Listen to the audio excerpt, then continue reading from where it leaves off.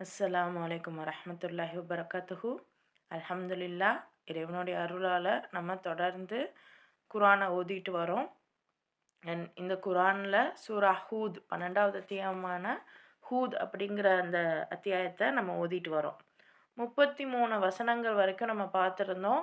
நூஹ் அலைஹிஸ்ஸலாமுடைய சமூகத்தினர், அதுவும் அந்த சமூகத்தில் இருக்கக்கூடிய தலைவர்கள் அவரை எப்படிலாம் பேசுனாங்க, அவர் பேசுனதுக்கு இவர் என்னெல்லாம் பதில் சொல்லிட்டு இருந்தாரு அப்படின்னு பார்த்துருந்தோம். ஸோ ஃபைனலாக நீங்கள் ரொம்ப பேசுனதெல்லாம் இந்த தலைவர்கள், ஆனால் நூஹ் அலைஹிஸ்ஸலாமை பார்த்து நீங்கள் ரொம்ப வந்து எங்ககிட்ட வந்து விவாதம் பண்ணிட்டீங்க, வாதம் பண்ணிட்டீங்க, சண்டை போட்டுட்டீங்க, இதுக்கு மேலே நீங்கள் எதுவும் பேச வேணாம் அப்படின்னு அவங்க சொன்னாங்க. அப்போ அப்படி சொன்னதுக்கு நூஹ் அலைஹிஸ்ஸலாம் என்ன பதில் சொல்கிறாங்க அப்படின்னா, அண்ட் கூடவே வந்து அந்த லீடர்ஸ், அந்த தலைவர்கள் என்ன சொல்கிறாங்க, ரொம்ப இழிவானவர்கள் தான் உங்களெல்லாம் ஃபாலோ பண்ணுறாங்க, நாங்கள்லாம் உங்களை ஃபாலோ பண்ணலை, நீங்கள் அவ்வளோ உண்மையாளராக இருந்தால் அந்த தண்டனையை எங்களுக்கு கொண்டு வாங்க அப்படின்னு அந்த தலைவர்கள் கேட்குறாங்க. இவங்களே சண்டை போட்டுட்டு நீங்கள் சண்டை போட்டீங்கன்னு வேற சொல்கிறாங்க. பத்தாததுக்கு அந்த தண்டனை, இறைவன் தண்டனை அளிப்பான்னு சொல்கிறீங்களே, அதையும் எங்களுக்கு கொண்டு வாங்க அப்படின்னு சொல்கிறாங்க. அப்போ இந்த ஒரு நிலைமையில் நூஹ் அலைஹிஸ்ஸலாம் என்ன சொல்கிறாங்க அப்படின்னா, அந்த தண்டனை எல்லாம் வந்து அல்லாஹ் நாடினா அவன் தான் உங்களுக்கு அதை கொண்டு வருவான். அதை தடுத்து நிறுத்தக்கூடிய ஆற்றல் உங்களுக்கு யாருக்குமே இல்லை, நீங்கள் அந்த அளவுக்குலாம் வந்து வலிமையுடையவர்கள் இல்லை அப்படின்னு அவர் மறுமொழி சொல்கிறாரு. இது வரைக்கும் நம்ம நேற்று பார்த்துருந்தோம். இப்போ இன்னைக்கு வேற என்னெல்லாம் குரானில் இறைவன் சொல்கிறான் அப்படின்னு பார்ப்போம். அஊது பில்லாஹி மினஷ் ஷைத்தானிர் ரஜீம். பிஸ்மில்லாஹிர் ரஹ்மானிர் ரஹீம். ரப்பி ஜித்னி இல்மா. வலா யன்ஃபஉக்கும் நுஸ்ஹி இன் அரத்து அன் அன்ஸஹ லக்கும் இன் கானல்லாஹு யுரீது அன் யுக்வியக்கும் ஹுவ ரப்புக்கும் வ இலைஹி துர்ஜஊன். உங்களை வழிகேட்டில் ஆழ்த்திட வேண்டுமென்று அல்லாஹ் நாடியிருந்தால் உங்களின் நன்மைக்காக நான் எது கூறினாலும் அது உங்களுக்கு எவ்வித பலனையும் அளித்திடாது. அவன்தான் உங்கள் இறைவன், அவன் பக்கமே நீங்கள் திரும்ப கொண்டு செல்லப்படுவீர்கள். அப்போது டைரக்டாக நூஹ் அலைஹிஸ்ஸலாம் சொல்கிறாரு, நான் உங்களுக்கு எவ்வளோ எடுத்துரைச்சாலும் அல்லாஹ் உங்களை வழிகேட்டில் ஆழ்த்தணும்னு நினச்சிட்டா நான் என்ன சொன்னாலும் பயன் தர போகிறது இல்லை. ஸோ அவன்தான் உங்களுடைய இறைவன், அவன் பக்கம்தான் நீங்கள் கொண்டு வர போகிறீங்க, போக போகிறீங்க, அதனால் நீங்களே முடிவு பண்ணிக்கங்கன்னு இவர் சொல்லிடுறாரு. அப்போது எந்த மாதிரி டைமில் அல்லாஹ் நம்மளை வழிகேட்டில் ஆழ்த்துவான்னு இது மூலமாக நம்ம புரிஞ்சுக்க முடியுது. எந்த மாதிரியான டைமில் வழிகேட்டில் ஆழ்த்துவான்?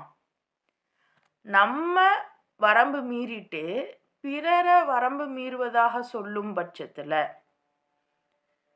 எப்படி இந்த தலைவர்கள் செஞ்சாங்க, அதே மாதிரி நம்ம பிற மனிதர்களை இழிவாக நினைக்கும் பட்சத்தில், ஏன்னா இந்த தலைவர்கள் அதெல்லாம் தானே செய்கிறாங்க.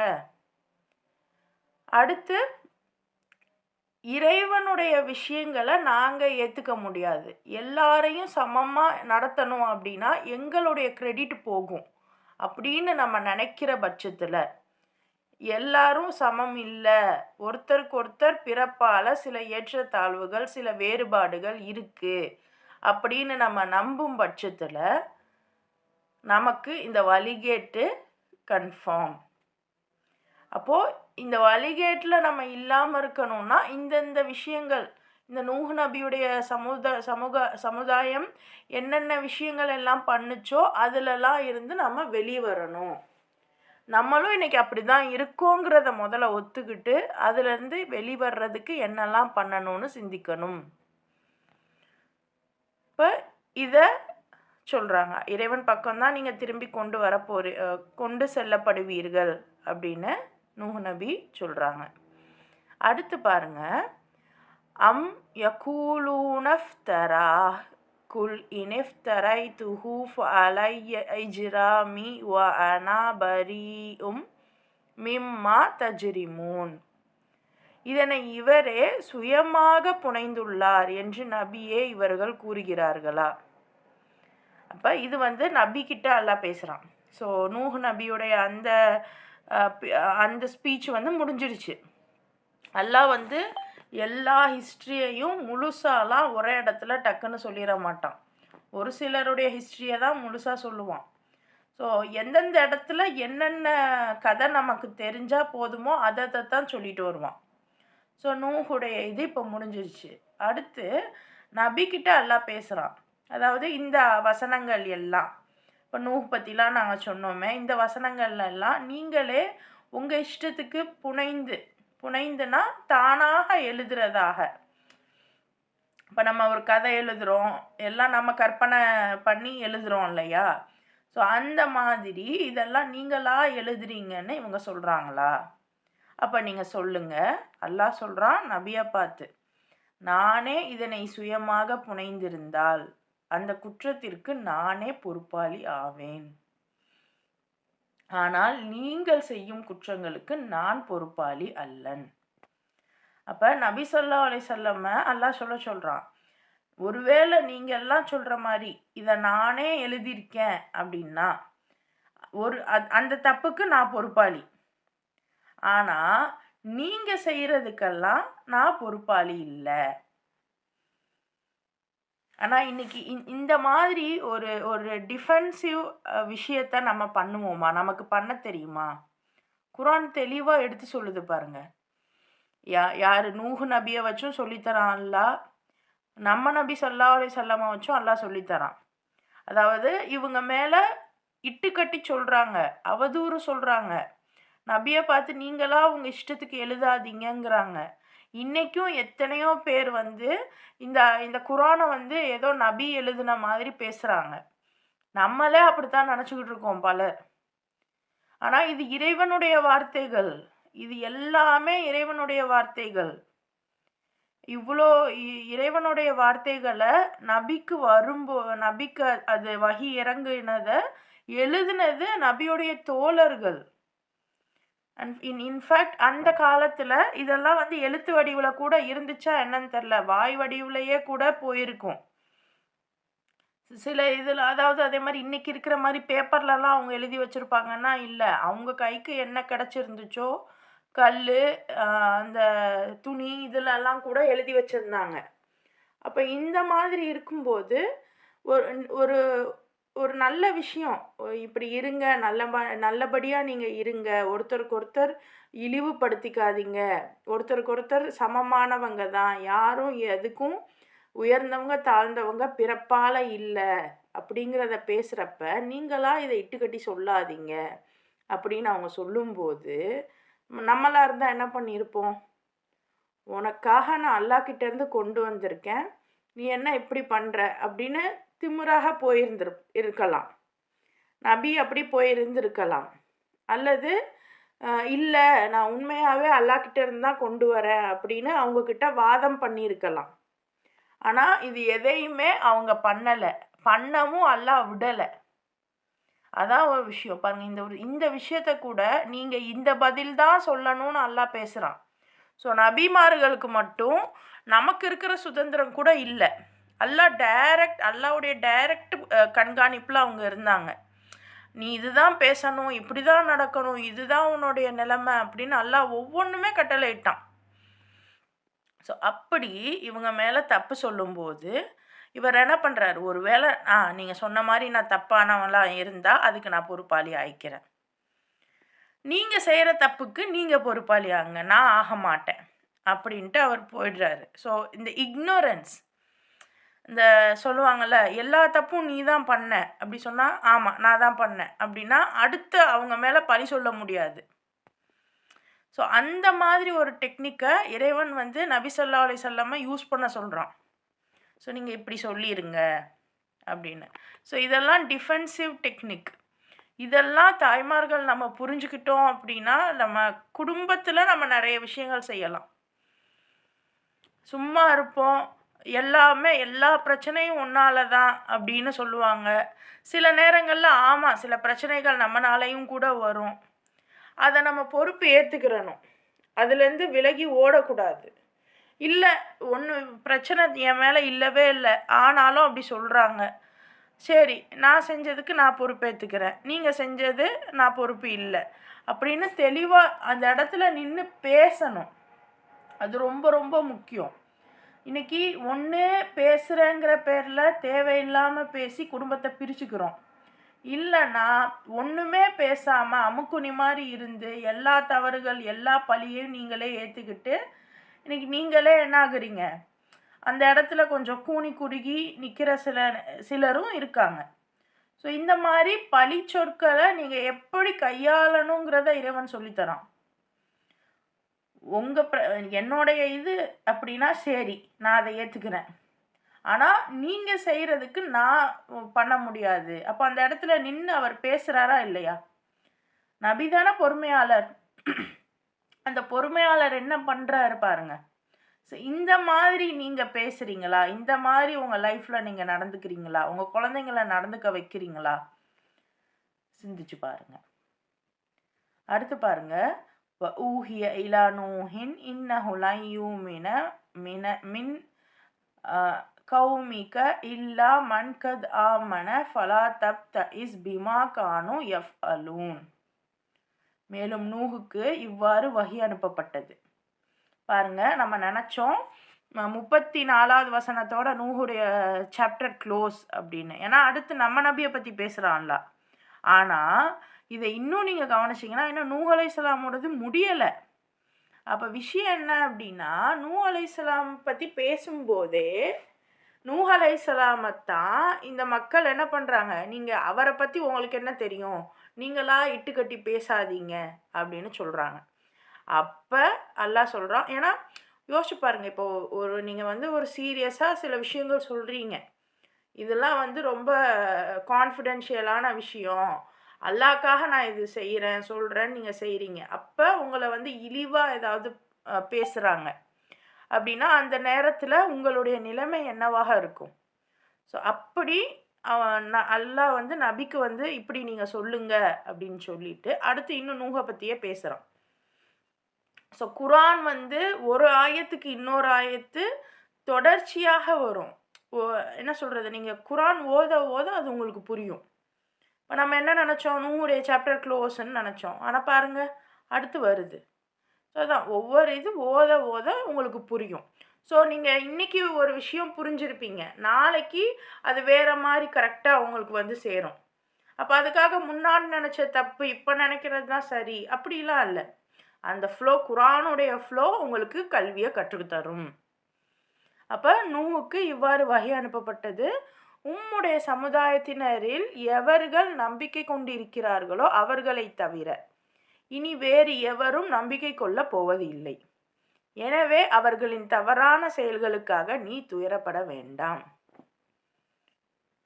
பாருங்க, நூஹு நபிக்கு இவ்வளோ பிரச்சனை வந்ததுக்கப்புறம் அவருக்கு கட்டளை வருது, இப்போ இது வரைக்கும் யாரெல்லாம் உங்கள் மேலே நம்பிக்கை கொண்டிருக்காங்களோ அவங்களெல்லாம் நீங்கள் இவங்க தான் உங்களோட குரூப்பு, இனிமே உங்கள் மேலே யாரும் நம்பிக்கை கொள்ள மாட்டாங்க, அதனால அவங்களுடைய அந்த தப்பான செயல்களுக்காக நீங்கள் கவலைப்படாதீங்க. அப்போனா ஒவ்வொரு தலைவர்களுக்கும் தன்னுடைய சமூகத்துக்கு மேலே கவலை இருக்கும் தான். ஆனால் ஒரு அல்லாஹ் சில பீரியட் ஆஃப் டைம் கொடுப்பான், அதுக்குள்ளே நீங்கள் இந்த நபிமார்களை ஏற்றுக்கிட்டீங்க அப்படின்னா அல்ஹம்துலில்லாஹ். ஆனால் நீங்கள் ஏற்றுக்கிடலை அப்படின்னா என்ன ஆகுது, உங்களுடைய டைம் க்ளோஸ் ஆகிடும். அப்போ அதற்கு நீங்கள் செஞ்ச தவறுகளுக்கு இறைவனிடம் பதில் சொல்ல வேண்டிய நேரம் வரும். ஸோ அப்படி இங்கே இறைவன் நூஹுக்கு கட்டளையிடுறான், வஸ் ந இல் ஃபுல்க பி அயுனீனா வயஹைனா வஹைனா வலா துஹாதிப்னி ஃபில்லதீன ஸலமு இன்னஹும் முக்ரகூன். மேலும் நமது கண்காணிப்பில் நம் கட்டளைக்கேற்ப ஒரு கப்பலை கட்டத் தொடங்குவீராக. மேலும் அநீதி இழைத்தவர்களுக்காக என்னிடம் பரிந்துரை செய்யாதீர், அவர்கள் அனைவரும் மூழ்கடிக்கப்படுபவர்களே ஆவார்.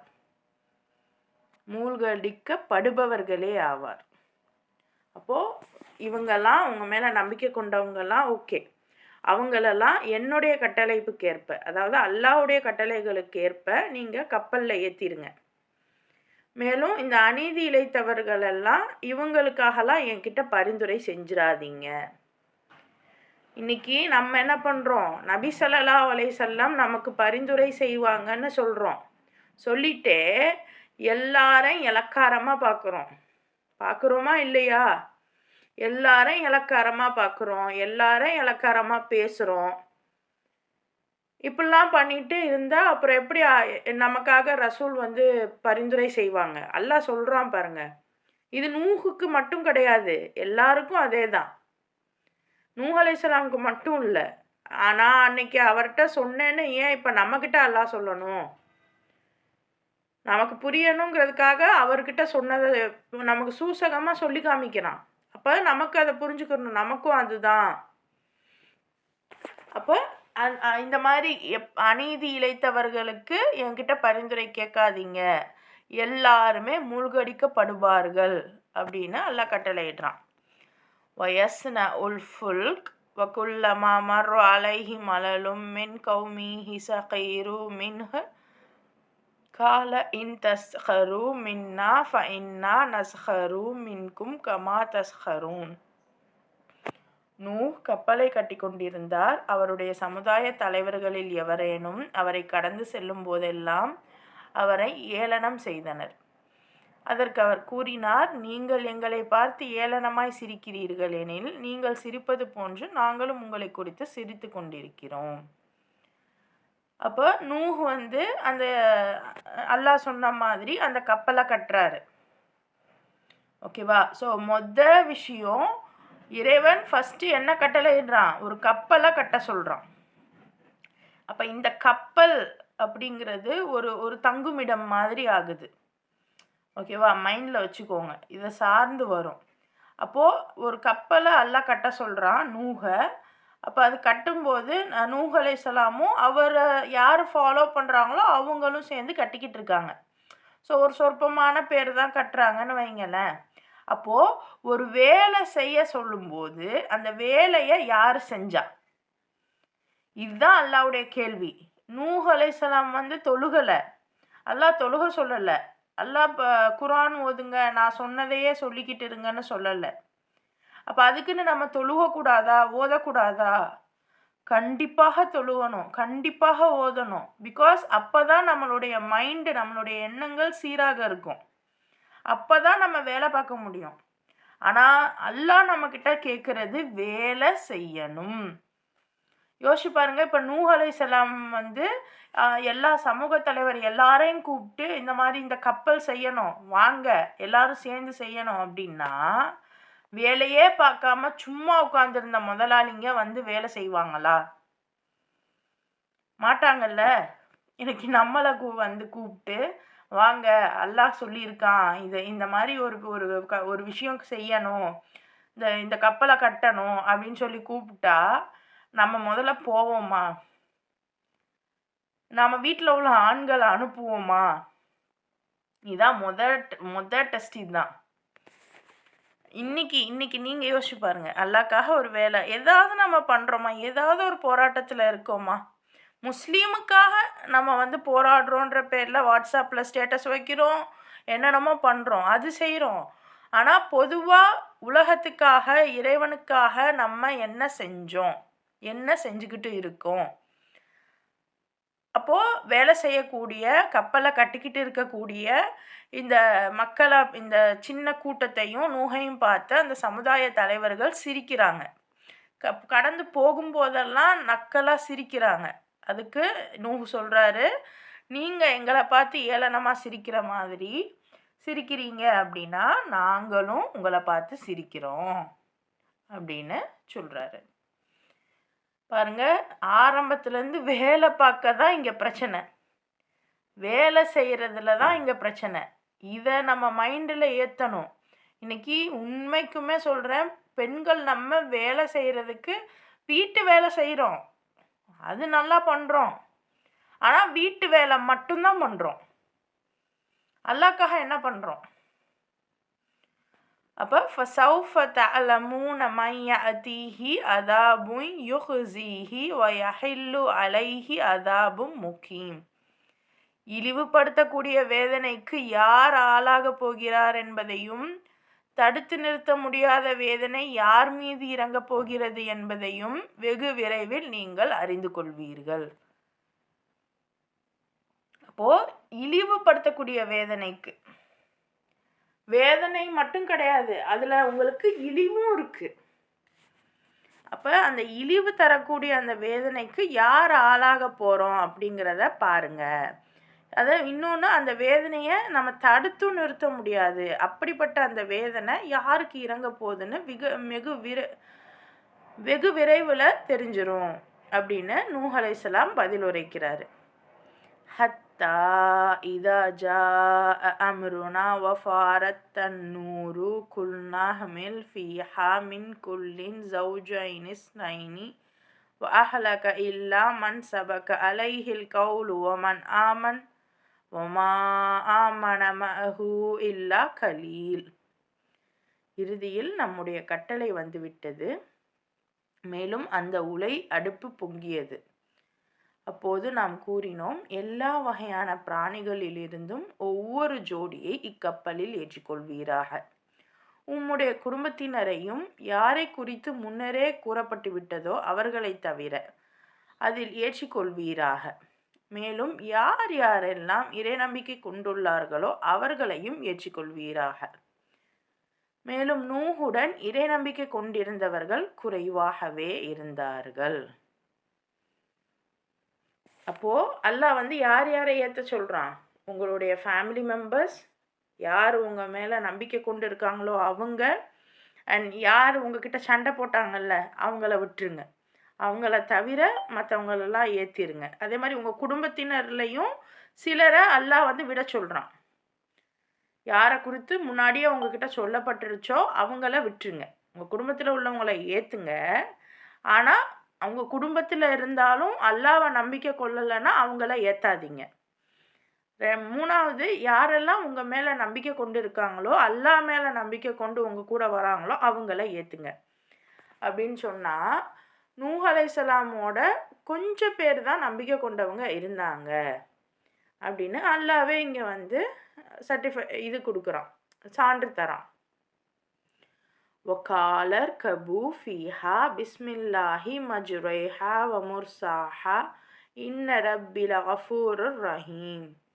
மேலும் நூஹ் கூறினார், இதில் ஏறிக்கொள்ளுங்கள், இது செல்வதும் நிலை கொள்வதும் அல்லாஹ்வின் திருப்பெயர் கொண்டே ஆகும். திண்ணமாக என் அதிபதி பெரிதும் மன்னிப்பு வழங்குபவனாகவும் கருணை பொழிபவனாகவும் இருக்கிறான். அப்போ நூஹுக்கு ஆர்டர் வந்துருச்சு. ஃபர்ஸ்ட் என்ன வருது? கப்பல் கட்ட சொல்லி வருது.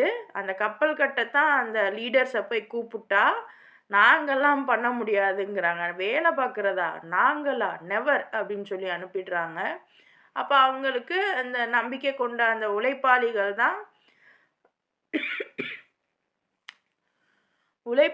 தான் வேலை பார்க்குறாங்க. ஸோ தெளிவாக பாருங்கள், உழைப்பாளிகள் தான் நம்பிக்கை கொள்கிறாங்க.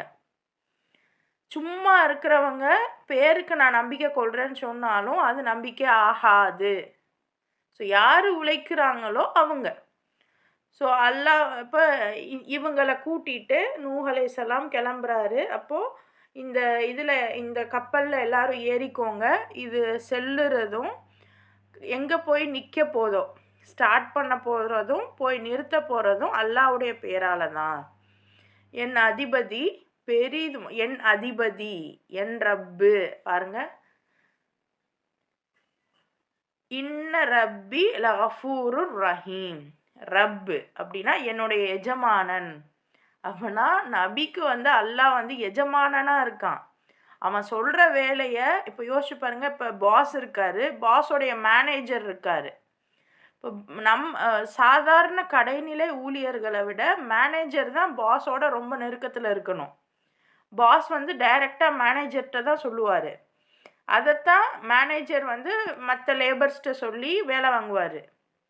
அப்போது மற்றவங்க கூட பாஸுக்கு அவ்வளோவா பயப்பட முடியாது, பயப்பட தேவையில்லை.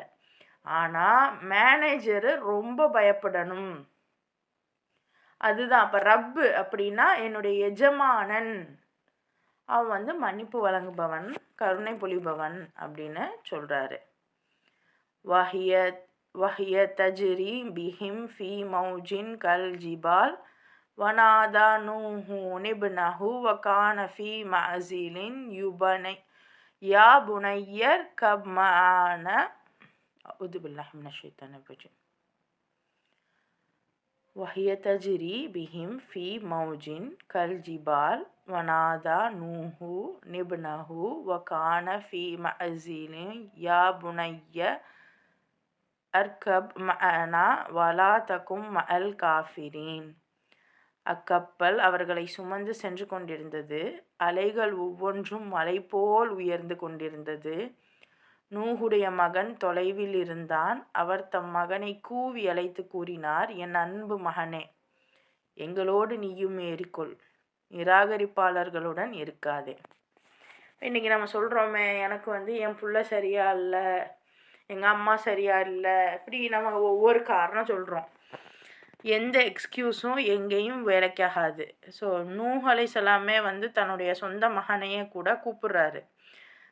எந்த டைமில் அலைகள்லாம் அப்படியே உயருது, அவ்வளோ ஒரு இக்கட்டான ஒரு சூழலாக இருக்குது. அப்போ அந்த மாதிரி ஒரு சூழலில் கூட மகனை கூப்பிடுறாரு, வா என்னோட அன்பு மகனே, எங்களோட வந்துடு, நிராகரிப்பாளரோட நீ இருந்துடாத அப்படின்னு. கால ஆவி இலா ஜபலி யஅசிமுனி மினல் மா கால லா ஆசிமல் யௌம மின் அம்ரில்லாஹி இல்லா மர் ரஹிம் வஹால பைனஹுமல் மௌஜு ஃபகான மினல் முக்ரகீன். அதற்கு அவன் பதிலளித்தான், நான் இப்போதே ஒரு மலையின் மீது ஏறிக்கொள்கிறேன், அது என்னை வெள்ளத்திலிருந்து காப்பாற்றிவிடும். அதற்கு அவர் கூறினார், இன்று அல்லாஹ்வின் தீர்ப்பிலிருந்து காப்பாற்றக்கூடியது எதுவும் இல்லை. ஆனால் அல்லாஹ் யாருக்கு கருணை புரிந்தானோ அவர்கள் மட்டும் காப்பாற்றப்படுவார்கள். இதற்குள்ளாக இருவருக்கும் இடையே ஓர் அலை குறுக்கிட்டு விட்டது. மேலும் மூழ்கடிக்கப்பட்டவர்களில் அவன் சேர்ந்து விட்டான். நம்ம தப்பு செய்யும் போதெல்லாம் லாஜிக்காக பேசுவோம். ரொம்ப லாஜிக்காக பேசுகிறவங்கெல்லாம் வந்து அசால்ட்டாக தப்பு செய்யக்கூடியவர்கள். இப்போ இந்த இடத்துல நபி நூஹ் அலைஹிஸ்ஸலாம் கூப்பிடுறாரு. அதாவது இன்னைக்கு நம்ம பெண்களும் அதான் பண்ணுறோம். நான் வேலை செய்ய மாட்டேன், நான் அசால்ட்டாக இருப்பேன், ஆனால் லாஜிக்காக சொல்லுவேன், நான் குடும்பத்தலைவி, நான் வீட்டு பொறுப்பை எல்லாம் பார்த்துக்கிறேன் அப்படின்னு. என்ன பொறுப்பை பார்த்தோம் அப்படின்னா, விளக்குன பாத்திரத்தையே விளக்கிக்கிட்டு இருப்போம். சிலர் அப்படி இருக்காங்க, ரொம்ப ரொம்ப சுத்தம்னு ஓவர் சுத்தம் பார்த்துக்கிட்டு இருக்கோம். சிலர் வந்து அவங்க ஒரு சைடு சுத்தம் பார்க்குறாங்கன்னா, சிலர் எந்த சுத்தமும் பார்க்கறதில்ல, ஒரு வேலையும் பண்ணுறதில்ல. இதில் நானும் எந்த கேட்டகரியில் இருக்கேன்னு எனக்கே தெரியல. இறைவன் பாதுகாப்பானாக, நானும் இருப்பேன் தான் இதில். அப்போது இந்த மாதிரி வீட்டு வேலைகளை மட்டுமே நான் கணக்கில் எடுத்துக்கிட்டு இதோட என்னோட இது முடிஞ்சிருச்சு, அல்லாஹ் வந்து பெண்களுக்கு இவ்வளோ வேலை தான் கொடுத்துருக்கான் அப்படின்னு நம்ம இருந்துடுறோம். ஆனால் நம்மளுடைய வேலைகள் எவ்வளோ பெருசு. சூரா நிசா தயவு செஞ்சு போய் படிங்க. சூரா நிசால அல்லாஹ் பெண்களுக்கு என்ன பொறுப்பு கொடுத்துருக்கான்னு போய் பாருங்க. அப்போது நம்ம இதெல்லாம் விட்டுட்டு லாஜிக்கலாக பேசுகிறதா நினைப்போட நம்ம பேசிக்கிட்டு இருக்கோம். பத்தாததுக்கு எனக்கு ஒரு சரி நான் வந்து கல்வி கற்றுக்கிறேன் அப்படின்னா கூட இன்னும் நம்மளை இலக்காரமாக பேசுகிறாங்க. அந்த கல்வி கற்றுக்கிறதும் கூட ஒரு வகையான ஒரு உழைப்பு தான். அந்த உழைப்பு நீங்கள் எஃபெக்டிவாக போடுறீங்களா? கல்வி கற்றுக்கிறேன், நான் அல்லாஹ்க்காக இந்த கல்வியை கற்று நான் செயல்படணும் அப்படின்னு நினச்சி நீங்கள் இந்த கல்வி கற்றுக்கிறீங்களா? இல்லை ஊர் பேருக்காக கற்றுக்கிறீங்களா? நான் படிச்சிருக்கேன்னு நான் வெளியே காமிச்சுக்கிறணும், நான் ஹாஃபிஸ் ஆகிட்டேன்னு நான் வெளியே காமிச்சுக்கிறணும், நான் பெருமைப்படணும், எங்கள் வீட்டில் உள்ளவங்க பெருமைப்படணும், இதுக்காக படித்து என்ன பிரயோஜனம்? அப்போது இறைவன் எதுக்காக நம்மளை இங்கே படைச்சிருக்கான்ற நோக்கம் அறியாமல் நம்ம லாஜிக்காக பேசுகிறோன்னு நினச்சிக்கிட்டு இருப்போம். ஆனால் என்ன ஆகும் கடைசியில் இந்த நூஹ் அலைஹிஸ்ஸலாமுடைய பையன் மாதிரி நம்மளை அந்த அலை வந்து மூழ்கடிச்சிடும். அப்போது அவங்க சொல்கிறாங்க பாருங்க, அல்லாவுடைய தீர்ப்புலேருந்து உங்களை யாரும் காப்பாற்ற முடியாது அப்படின்னு சொல்லிக்கிட்டு இருக்கும்போதே அப்பாவை மகனையும் ஒரு அலை வந்து தடுத்துருது. அப்போ அந்த அலை அடிச்சுட்டு போகவும் அந்த மகன் வந்து மூழ்கடிக்கப்பட்டவர்களில் ஒருத்தனா ஆகிடுறான். وقيل يا أرض ابلعي ماءك ويا سماء أقلعي وغيض الماء وقضي الأمر واستوت على الجودي وقيل بعدا للقوم الظالمين.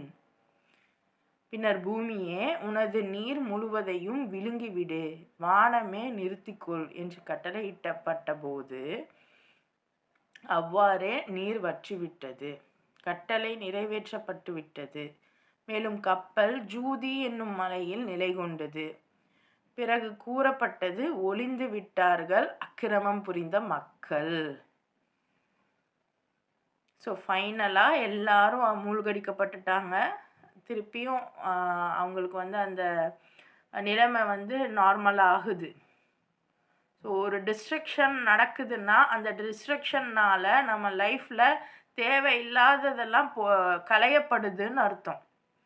நம்ம லைஃபு வந்து ரொம்ப கடினமாக இருக்கிற மாதிரி தெரியும். அந்த ஒவ்வொரு கடினத்துலேயும் தேவையில்லாத நபர்களோ, தேவையில்லாத செயல்களோ, தேவையில்லாத நம்மளுடைய பிஹேவியர், நம்மளுடைய எண்ணங்கள் எல்லாமே ஒழிக்கப்படும். அது ஒழிக்கப்பட்ட பிறகு மீண்டும் நம்ம சீர்படுவோம். அப்போ இன்றைக்கி உங்கள் மைண்ட் எப்படி இருக்குன்னு நீங்கள் யோசிச்சு பாருங்கள். அப்போது இந்த மாதிரி எனக்கு மைண்ட் இருக்குது, எனக்கு ரொம்ப டிஸ்ட்ரக்டிவாக, ரொம்ப கவலைக்கிடமாக என்னுடைய எண்ணங்கள் இருக்குது அப்படின்னா, ஒவ்வொரு அலை எப்படி வந்து அந்த தீயவர்களை மூழ்கடிச்சிச்சோ, ஒழித்து கட்டுச்சோ, அந்த மாதிரி உங்களுடைய எண்ணங்கள், தீய எண்ணங்களையும் நம்ம ஒழிச்சு கட்டணும். ஸோ அதற்கு நீங்கள் வந்து நான் யார்கிட்ட போவேன், எனக்கான ஒரு கைடன்ஸ் எனக்கு வேணும் அப்படின்னு நீங்கள் நினைக்கிறீங்கன்னா அப்போ நீங்கள் கவுன்சிலிங் போகலாம். கவுன்சிலிங் அப்படிங்கிறது உங்களுக்கான ஒரு ஏதோ பைத்தியத்துக்கு வைத்தியம் பார்க்குற விஷயம் கிடையாது. இன்றைக்கி எல்லோரும் தப்பாக புரிஞ்சு வச்சுருக்கீங்க. உங்களுடைய எண்ணங்களை நீங்கள் சரி பண்ணுறதுக்கு சரியான ஒரு ஒரு நிபுணர்கிட்ட நீங்கள் போகிறது தான் கவுன்சிலிங். உங்களை ஆட்சிமைப்படுத்தி உங்கள் எண்ணங்களை சீர்படுத்தி விடுவாங்க. ஸோ தெளிவானவர்களோட நீங்கள் அதுக்கு போகணும். அது அந்த கவுன்சிலிங் நான் கூட பண்ணுவேனே, நீ கூட பண்ணுவியே அப்படின்னு நீங்கள் சொல்லலாம். ஆனால் அப்படி கிடையாது. ஸோ இதற்குன்னே தனியாக படிச்சிருப்பாங்க, தனியாக ப்ராக்டிஸ் பண்ணியிருப்பாங்க. உண்மையாகவே அவங்களுக்கு அந்த எண்ணங்கள் இருக்கும். அண்ட் உங்களால், ஏன்னா இன்றைக்கி ஒருத்தவங்க பேசுகிறாங்க அப்படின்னா அதனால் ஈஸியாக இன்னொருத்தவங்க அஃபெக்ட் ஆவாங்க. இப்போ நீங்கள் உங்கள் சொந்த கதை, சோக கதை இன்னொருத்தவங்கள்ட்ட சொல்ல போனீங்கன்னா அப்போ அங்கே அஃபெக்ட் ஆவாங்க. அப்படிலாம் ஆகாமல், அவங்களும் அஃபெக்ட் ஆகாமல், உங்களுடைய அந்த பிரச்சனைக்குள்ளேயும் ரொம்ப மூக்க நுழைக்காமல் உங்களை சேஃபாக உங்கள் மைண்டை கிளியர் பண்ணி விடக்கூடியவங்க கவுன்சிலர்ஸ் தான். ஸோ அதைத்தான் ஹெவன்சி கவுன்சிலிங் ரொம்ப அழகாக பண்ணிட்டு வருது. ஸோ இந்த ஒரு விஷயந்தான் நம்ம லைஃப்லையும் வேணும். ஸோ அல்லாஹ் சொன்ன மாதிரி ஒரு எல்லா தீயவர்களும், எல்லா அக்கிரமம் புரிந்தவர்களும் ஒழிஞ்சதுக்கப்புறம் நிலைமை கட்டுக்குள்ளே வருது. எப்படி அல்லாஹ் சொல்கிறான், இந்த நீரை உறிஞ்சிடு அப்படிங்கவும் அந்த நீர் வந்து அந்த உறிஞ்சிடுது, எல்லாமே நார்மலாகுது. கப்பல் ஒரு மலையில் போய் நிலை கொள்ளுது. அந்த மலை பேர் ஜூதி. இப்படி நிலைமை ஓகே ஆனதுக்கப்புறம் அல்லாஹ் இந்த வார்த்தையை சொல்கிறான், ஒளிந்து விட்டார்கள் அக்கிரமம் புரிந்த மக்கள். இந்த அக்கிரமம் புரிந்த மக்கள் யார் அப்படின்னா, நம்மளுடைய எண்ண ஓட்டத்தோடு நான் கம்பேர் பண்ணி சொல்கிறேன், சிந்திச்சுக்கோங்க. நம்மளுடைய கெட்ட எண்ணங்கள், நம்மளுடைய பொறாமை குணங்கள், நம்மளுடைய பிறரை வந்து அதாவது அவமதிக்கக்கூடிய குணங்கள், பிறரை இலக்காரமாக நினைக்கிற குணங்கள், வேலை செய்யாமல் சும்மாவே இருக்கிற குணம், இதெல்லாம் அழிஞ்சாதான் நம்மளுடைய மைண்டு வந்து நார்மல் ஆகும். இதே தான் அங்கே இறைவனும் சொல்கிறான். இன்ஷா அல்லாஹ் உங்களுடைய எண்ணங்களை சீர்படுத்துங்க. எண்ணங்கள் சீர்படுத்தாத வரைக்கும் உங்கள் லைஃப்பில் எதுவுமே மாறாது. ஆனால் எண்ணங்களை நீங்கள் படுத்துனீங்க, உழைக்க ஆரம்பிக்கிறீங்க, கொஞ்சம் சுறுசுறுப்பாக இருக்க ஆரம்பிக்கிறீங்க. ஆனால் மாஷா அல்லாஹ் பெண்கள் சுறுசுறுப்பாக இல்லைன்னு மட்டும் சொல்லக்கூடாது, அவ்வளோ வேலை பார்க்குறீங்க. ஆனால் எதுக்காக வேலை பார்க்குறீங்கன்னு கொஞ்சம் யோசித்து வேலை பாருங்கன்னு தான் சொல்கிறேன். 10 ஃபுட்டு 15 சைட் டிஷ்ஷு இதுக்கு நீங்கள் ஓடி ஓடி உழைக்கிறீங்க. ஆனால் இது மட்டும்தான் ஆனால் இப்போ யோசிச்சு பாருங்கள், இவ்வளோ சமைக்கிறேன்ற பேரில் உங்கள் புள்ள ஆசையாக ஏதாவது சொல்ல வரும், அதை காது கொடுத்து கேட்பீங்களா நீங்கள்? அந்த பிள்ளைக்கு நீங்கள் வந்து அந்த ஃபுட்டை சந்தோஷமாக கொடுப்பீங்களா? அறக்க பறக்க செஞ்சு அறக்க பறக்க கொடுப்பீங்க. அதனால பிள்ளைய வேற 4 திட்டுவீங்க. உங்கள் பிள்ளையவே 4 திட்டுறீங்கன்னா எல்லாம் அனாதை பிள்ளைங்களுக்கு நல்லது கெட்டது சொல்லித்தர சொல்கிறான் பெண்களை பார்த்து. அப்போ அனாதை பிள்ளைங்களை எப்படி நீங்கள் பார்ப்பீங்க? எப்படி நம்ம பார்ப்போம்? இன்னைக்கு யாராவது நம்ம வீட்டில் நம்ம சொந்த குழந்தைங்களையே வந்து அனாதை குழந்தைங்களுக்கு நீங்கள் வந்து நல்லது கெட்டது பார்ப்பீங்களா? அட்லீஸ்ட் ஏதாவது ஒரு நல்ல வார்த்தை சொல்லி தருவீங்களா? ஏன்னா உங்கள் வீட்டில் உங்கள் பிள்ளைகளே பார்க்க நேரம் இல்லை. அல்லாஹ் இதுதான் சொல்லித்தரானா? இதுதான் நமக்கு வந்திருக்கா? அப்போது நம்ம மனசில் உள்ள எண்ணங்களை சீர்படுத்தணும், வாழ்வியல் முறையை சீர்படுத்தணும். இதுதான் குர்ஆன். இதை நம்ம செஞ்சாதான் அல்லாஹ் நமக்கு அடுத்த வேலையை தருவான். அல்லாஹ் இப்போ நமக்கு வேலை தான் தந்துட்டுருக்கான். ஸோ வேலையாக நம்மளுடைய எண்ணங்களை சீர்படுத்துங்க. இன்ஷா அல்லாஹ் மீதி வசனங்களை நம்ம நாளைக்கு பார்க்கலாம் இன்ஷா அல்லாஹ். அஸ்ஸலாமு அலைக்கும் வரஹ்மத்துல்லாஹி வபரகாத்துஹு.